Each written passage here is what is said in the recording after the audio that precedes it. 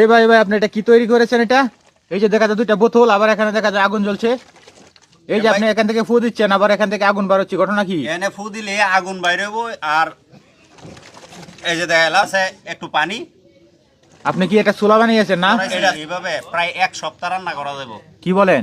হ্যাঁ, এই দেখেন আরে আপনি তো অনেক বুদ্ধিমান লোক, আপনি এটা এদিক কি? দিয়ে একটু ফু দিলেই হ্যাঁ হ্যাঁ। এখানে আগুন জ্বলবো, আগুনের আচ্ছা স্পিড আচ্ছা, বাড়বে। এটা ভিতরে কি আছে? এটা দেখি তো, দেখি তো এটার ভিতরে। না, এটার ভিতরে কোনো কিছু নাই, আপনি দেখলে দেখতে পারেন। এই যে দেখেন, দেখি তো এটার ভিতরে কি আছে। আমি খুলে দেই, কোনো কিছু নাই, একদম পরিষ্কার। এই যে একটা হোয়াইট দিয়ে রাখছি, শুধু শুধু পাথর না? শুধু একটা পাথর, একটা হোয়াইট দিয়ে রাখছি, ও, যাতে আচ্ছা। আগুনের ধাক্কাতে না পড়ে যায়। আবার এখানে দেখা যায় পাইপ, এই যে।